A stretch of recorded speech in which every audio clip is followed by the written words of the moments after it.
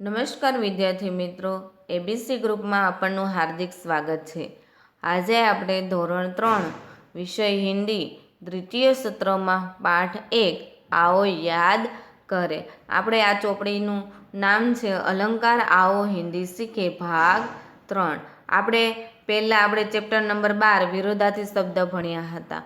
હવેથી આપણે ચેપ્ટર 1 થી સ્ટાર્ટ કરવાનું છે। તો જુઓ બાળકો, આવો યાદ કરે એટલે કે ચાલો આપણે યાદ કરીએ। વર્કશીટ નંબર 1 તો આપણે જોઈએ છીએ કે ધોરણ 1 અને 2માં આપણે હિન્દીમાં સ્વર અને વ્યંજન આપણે શીખી ગયા છીએ। તો એકવાર આપણે ચાલો બાળકો યાદ કરી લઈએ, બરાબર। તો જુઓ, વાંચો, લખો અને યાદ કરો। ચિત્ર પરથી જોઈને તમારે વાંચવાનું છે, લખવાનું છે અને યાદ પણ કરવાનું છે। તો જોઈએ, તો પહેલાં આપણે આ શું આપેલા છે તમને દેખાય છે કે આ ઈ એવું આ કંઈક આપેલું છે।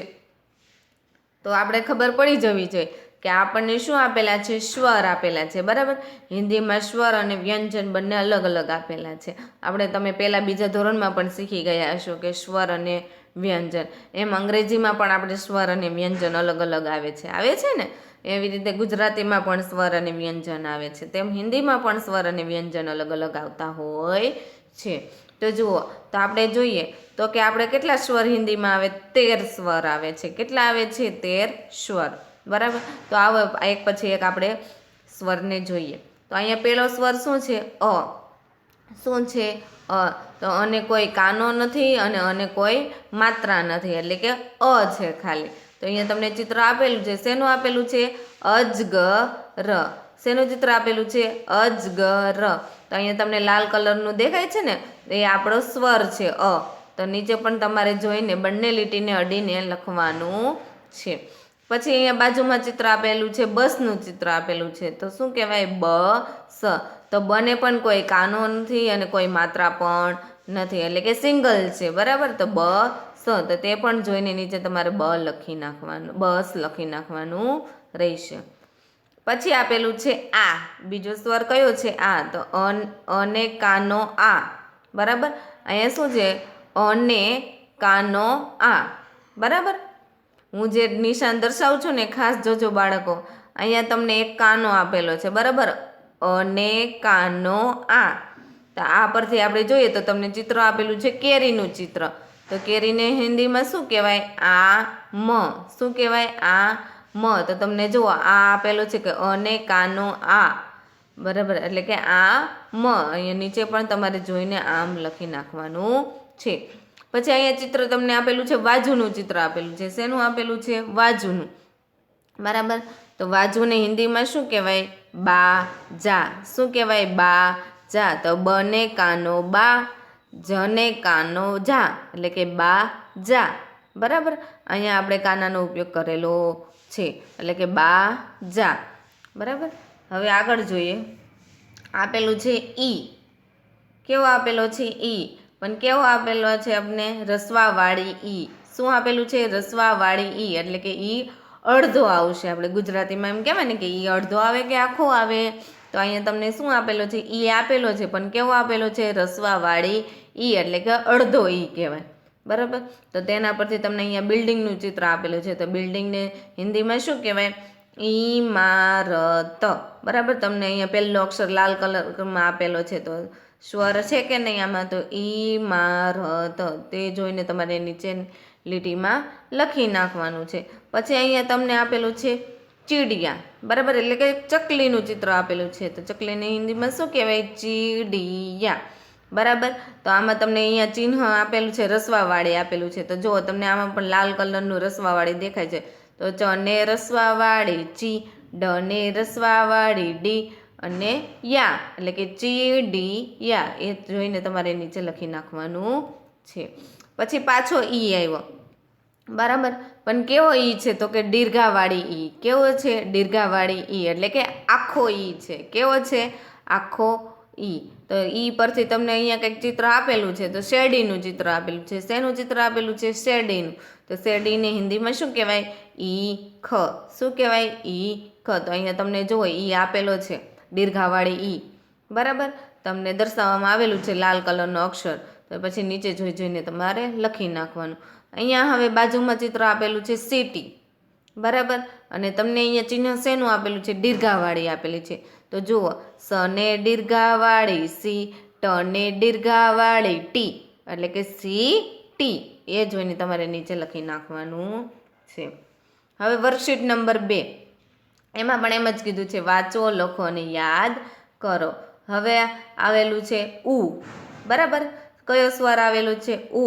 ઉ પણ કેવો છે? પણ રસવાવાળું ઉ, બરાબર. કેવું છે? રસવાવાળું ઉ. તો ઉ પરથી તમને અહીંયા ચિત્ર આપેલું છે કે ગિફ્ટ. તો ગિફ્ટને હિન્દીમાં શું કહેવાય? ઉપહાર, બરાબર. શું કહેવાય? ઉપહાર. પણ ઉ કેવો છે? અડધો, એટલે કે રસવાવાળું છે. તો અહીંયા નીચે લખી નાખવાનું તમારે ઉપહાર. પછી અહીંયા તમને ચિત્ર આપેલું છે, ઝૂંપડીનું ચિત્ર આપેલું છે. શેનું આપેલું છે? ઝૂંપડીનું, બરાબર. તો ઝૂંપડીમાં જો તમને શું આપેલું છે? કુટિયા. હિન્દીમાં શું કહેવાય? કુટિયા. તો કને રસવાવાળું કુ, બરાબર. શું આપેલું છે? કને રસવાવાળું કુ, એટલે કે આ ચિહ્નનો અહીંયા ઉપયોગ કરવામાં આવેલો છે. દેખાય છે લાલ કલરમાં નીચે? તો લખવાનું નીચે તમારે કુટિયા. હવે બાજુમાં જુઓ, તમને પાછો ઉ આપેલો છે, પણ કેવો અહીંયા દર્શાવેલો છે? દીર્ઘાવાળું ઉ. કેવું આપેલું છે? દીર્ઘાવાળું ઉ, બરાબર. તમને અહીંયા જુઓ, અહીંયા આપણે આ ચિહ્ન જો તમને અહીંયા આપેલું છે, દર્શાવેલું છે, એટલે સમજી જવાનું કે આ તમને કેવો ઉ આપેલો છે? દીર્ઘાવાળું ઉ, એટલે કે આખો ઉ કહેવાય, બરાબર.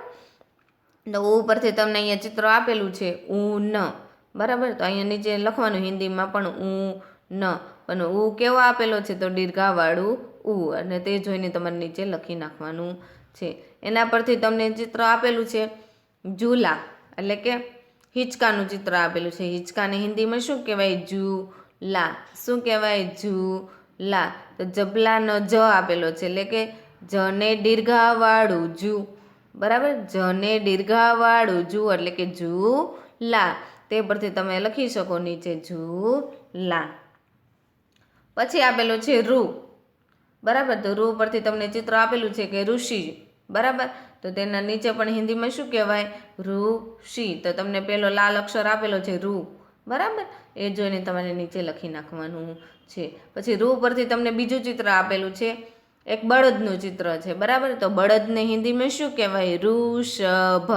શું કહેવાય? ઋષભ, બરાબર. તે પરથી તમારે લખી નાખવાનું. જો અહીંયા નીચે લખેલું છે ઋષભ, તે જોઈને તમારે નીચે લખી નાખવાનું છે. હવે બાજુમાં તમને આપેલું છે એ. શું આપેલું છે? એ. અને એકમાત્ર એ. અને એકમાત્ર એ. જો અહીંયા અને એકમાત્ર એ, બરાબર. તો તમને અહીંયા એક ચિત્ર દર્શાવ્યું છે, એક જ આંગળી દર્શાવેલી છે, એટલે કે એ ક. શું આપેલું છે? એ ક. પણ અને એક માત્ર છે. કેટલા છે? એક માત્ર. તો અહીંયા શું લખ્યું છે? એ ક, બરાબર. હવે બાજુમાં તમને ચિત્ર આપેલું છે કે રેલગાડીનું ચિત્ર આપેલું છે. શેનું ચિત્ર? રેલગાડી. તો એને હિન્દીમાં શું કહેવાય? રેલ. શું કહેવાય? રેલ. તો રને એક માત્ર રે. રને એક માત્ર રે. અહીંયા લાલ કલરનો એક માત્ર આપેલો છે, જે અહીંયા તમને ચિહ્ન દર્શાવેલું છે, જે રને એક માત્ર રે, એટલે કે રે લ. તે જોઈને તમારે નીચે લખી નાખવાનું છે. હવે આગળ જોઈએ બાળકો. ફરી આપેલું છે વાંચો, લખો અને યાદ કરો. તો અહીંયા આપેલું છે એ, બરાબર. શું આપેલું છે? એ, બરાબર. પણ એ કેવો છે? તો અને બે માત્ર એ, ऐ, બરાબર. અહીંયા શું આપેલો છે? ऐ. તો અને બે માત્ર ऐ, બરાબર. અહીંયા બે માત્ર આપેલા છે, પણ હિન્દીમાં એની માથે એક માત્ર આવે, બરાબર. અને પણ વચ્ચે શું? ऐ ય. તો એ પરથી તમને ચિત્ર આપેલું છે ચશ્માનું. શેનું ચિત્ર આપેલું છે? ચશ્માનું. તો ચશ્મા પરથી શું તમે બનાવી શકો? શબ્દ એનક, બરાબર. એનક. તો એ જોઈને તમે નીચે લખી શકો. અહીંયા તમને બે માત્ર આપેલા છે અને આગળમાં એક માત્ર આપેલા હતા, એટલે કે એ, અને આને શું વંચાય? ऐ. તો જો અહીંયા તમને એક ચિત્ર આપેલું છે, સૈનિકનું ચિત્ર આપેલું છે. તો નીચે લખેલું છે સૈનિક.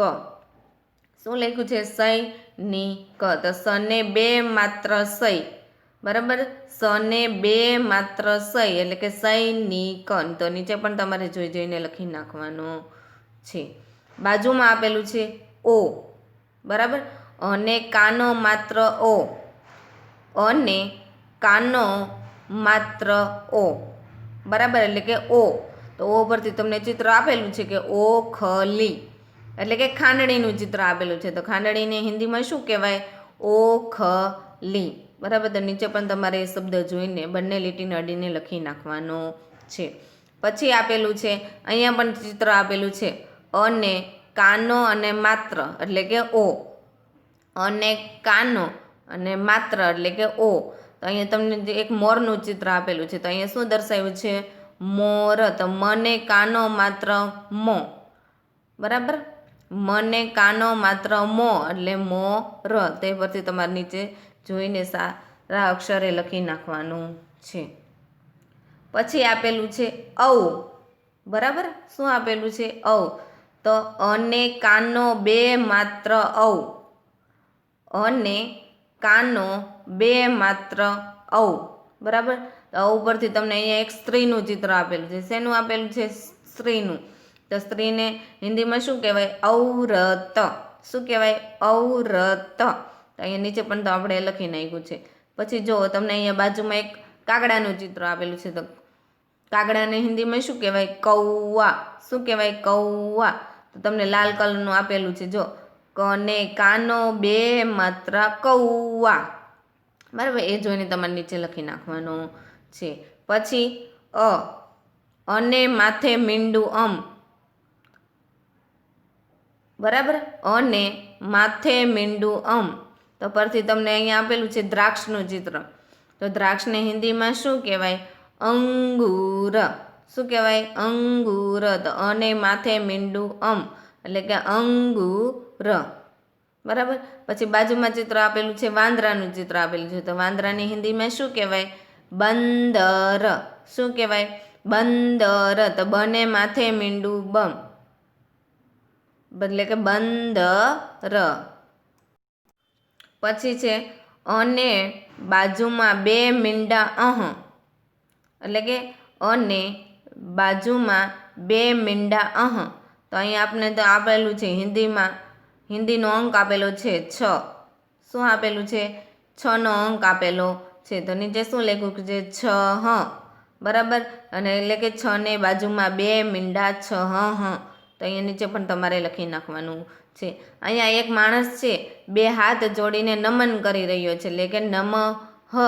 શું કહેવાય? નમઃ એટલે બાજુમાં બે મીંડા આપેલા છે એટલે કે નમઃ. હવે જુઓ, સ્વરના મૂળાક્ષરો વાંચો અને યાદ રાખો. તમને અહીંયા સ્વરના મૂળાક્ષરો આપેલા છે હિન્દીમાં અને ગુજરાતીમાં, બરાબર. તો જુઓ, અ તો અ, પછી આ ઈ એટલે કે રસવાવાળી ઈ એટલે કે અડધો ઈ, બરાબર. પછી દીર્ઘાવાળી ઈ એટલે કે આખો ઈ. પછી ઉ એટલે કે રસવાવાળું ઉ એટલે અહીંયા અડધો ઉ આપેલો છે. અહીં છે દીર્ઘાવાળું ઉ એટલે કે અહીંયા આખો ઉ આપેલો છે. પછી રૂ તો રૂ. પછી એ તો એ. ઐ તો ઐ. ગુજરાતીમાં અની માથે બે માત્ર આવે તો હિન્દીમાં એક માત્ર આવે, બરાબર. પછી ઓ તો ઓ. ઔ તો ઔ. અમ તો અમ. અહ એટલે અહ, બરાબર. હવે આપણે આગળ જઈએ.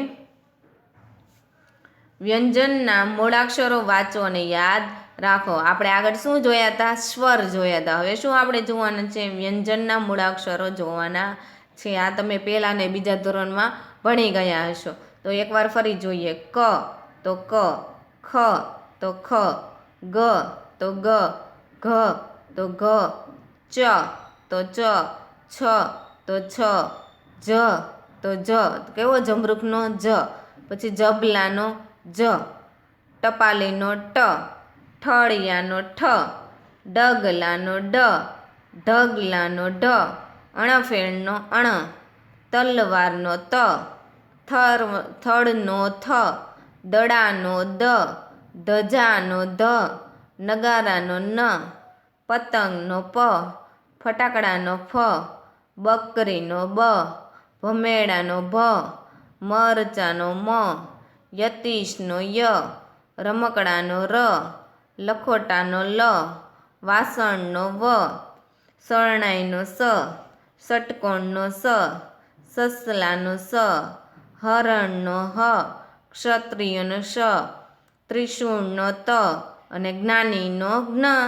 એટલે કે આ આપણા વ્યંજન છે અને સ્વર આપણે આગળ જોઈ લીધા. તો જુઓ બાળકો, આપણે અભ્યાસ કરીએ. હિન્દી બારકશ્રીનો મહાવરો કરો.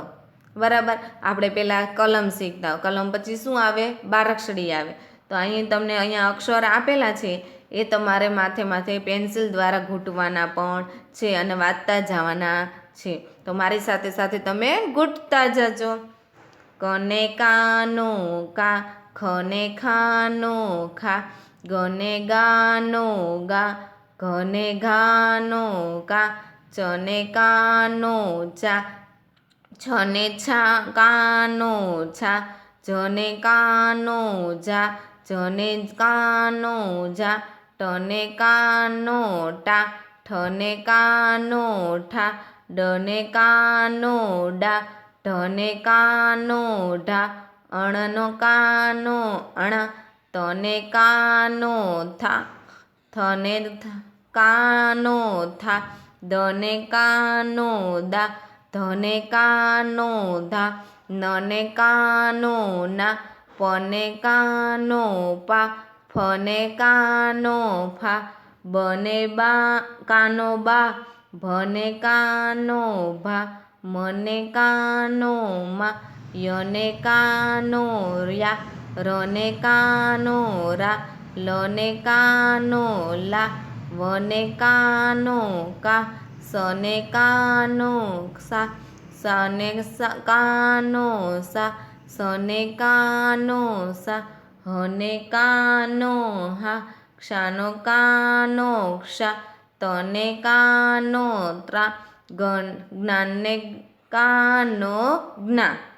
બરાબર, તમારે એવી જ રીતે નીચે પણ આપેલું છે અક્ષર, તમારે આના ઉપર પેન્સિલ દ્વારા ઘૂંટવાના છે. તો શું આપેલું છે?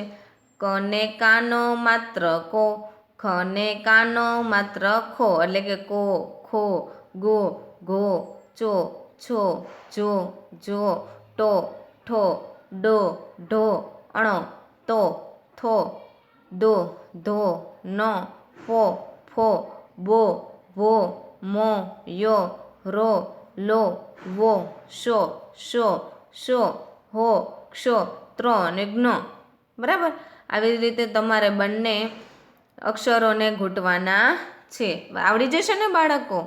ચાલો હવે આપણે અભ્યાસ તરફમાં આગળ જઈએ. સરખા મૂળાક્ષરો જોડો. એટલે કે અહીંયા તમને મૂળાક્ષર આપેલા છે અને અહીંયા પણ આપેલા છે. જે સરખા મૂળાક્ષરો હોય તેની સામે તમારે જોડકા જોડવાના છે. તો જુઓ, પહેલાં ભમેડાનો ભ. બરાબર, તો આમાં ક્યાં આપેલો છે? તો અહીંયા. તો આ બિંદુથી આ બિંદુને પેન્સિલ દ્વારા તમારે ફૂટપટ્ટી અને પેન્સિલનો ઉપયોગ કરી તમારે બંનેને જોડી દેવાના છે. પછી મરચાનો મ. તો ક્યાં આપેલું છે? તો મરચાનો મ અહીંયા આપેલો છે. તો આ બંનેને અહીંયા વડે તમારે જોડી દેવાના છે. પછી છે ધજાનો ધ. બરાબર, ખાસ ધ્યાન રાખજો, ધજામાં ધ. તો અહીંયા અને પેલો અહીંયા આપેલો છે ધજાનો ધ. તો આ બંનેને તમારે ફૂટપટ્ટી દ્વારા જોડી દેવાના છે. પછી ઘરનો ઘ. તો અહીંયા આપેલો છે ઘરનો ઘ. તો આ બંનેને તમારે જોડી દેવાના છે. સ્વર અને માત્રા જોડો. અહીંયા તમને સ્વર આપેલા છે, તેના તમારે માત્રા જોડવાના છે. બરાબર, તો જુઓ, પેલો આપેલો છે ઉ. બરાબર, પણ કેવું આપેલો છે? ઉ, રસવાવાળું ઉ આપેલું છે. કેવું આપેલું છે? રસવાવાળું ઉ. તો તમારે અહીંયા ગોતવાનું, રસવાવાળું ઉ ક્યાં આપેલું છે? તો અહીંયા આપી દીધું. એટલે કે પેલું નહીં, બીજું રસવાવાળું ઉ અહીંયા દેખાય છે ને? તો તમારે ઉને સાથે આ રસવાવાળું ઉ જોડી દેવાનું છે. પછી આપેલું છે અઈ. શું આપેલું છે? એ. બરાબર, એટલે કે અઈ, એટલે કે અને માથે એક માત્ર હે, તો અહીંયા શું આપેલું છે? બે માત્ર આપેલા છે. બરાબર, તો તમારે આને અહીંને તમારે અહીંયા અને માત્ર બે, એટલે અહીંયા તમારે જોડી દેવાનું છે. પછી આપેલો છે ઈ. પણ કેવો ઈ આપેલો છે? તો કે દીર્ઘાવાળી ઈ આપેલી છે. કેવું આપેલું છે? ઉપર તમને રેફ આપેલો છે, એટલે કે દીર્ઘાવાળી ઈ. તો તમારે ગોતવાનું આમાં દીર્ઘાવાળી ઈ ક્યાં છે, તો અહીંયા લાસ્ટમાં છે ને, તો તેને તમારે જોડી દેવાનું છે. પછી છે અને કાનો માત્ર ઓ, બરાબર. તો હવે તમારે એનું માત્ર જોડવાના છે. તો તમારે અહીંયા જોવાનું કે અને કાનો માત્ર ઓ, બરાબર. તો આ નિશાન આ રહ્યું, પહેલું, બીજું ને ત્રીજું જ છે. તો તમારે એને વડે જોડી દેવાનું છે. પછી જુઓ હિન્દી ગુજરાતી મૂળાક્ષરો જોડો, બરાબર. હિન્દીના અહીંયા આપેલા છે મૂળાક્ષરો, એના તમારે ગુજરાતી મૂળાક્ષરો સામે જોડવાના છે. તો પહેલું શું આપેલું છે, લખોટાનો લ. તો એની સામે તમારે ગુજરાતીમાં લ ગોતવાનો. તો ક્યાં છે, તો લાસ્ટ. તો તેને તમારે બંનેને જોડી દેવાના છે. પછી છે ખટારાનો ખ, બરાબર. તો તમારે સામે ગુજરાતી મૂળાક્ષરમાં જોવાનો ખટારાનો ક્યાં આપેલો છે, તો અહીંયા કયો આપેલો છે, ત્રીજા નંબરનો આપેલો છે. તો તેને તમારે સાથે જોડી દેવાનો છે. પછી શું આપેલું છે, જમરૂખનો જ, બરાબર. તો તમારે ગુજરાતી મૂળાક્ષરમાં જોવાનું. તો તમને પહેલો જ આપેલો છે જમરૂખનો જ, તો તમારે તેને જોડી દેવાનો છે. પછી છે જબલાનો જ. તો જોવાનું તમારે ગુજરાતી મૂળાક્ષરમાં જબલાનો જ ક્યાં આપેલો છે, તો પહેલો નહીં ને બીજો જ આપણને આપેલો છે. તો બંનેને જોડી દેવાનું છે. તેવી જ રીતે બાજુમાં પણ હિન્દી મૂળાક્ષરમાં તમને ફટાકડાનો ફ આપેલો છે. તો સામે ગુજરાતી મૂળાક્ષરમાં જોવાનું. તો ક્યાં આપેલો છે તમને, તો કે લાસ્ટમાં આપેલો છે ફટાકડાનો ફ. તો તેને તમારે જોડી દેવાનો છે.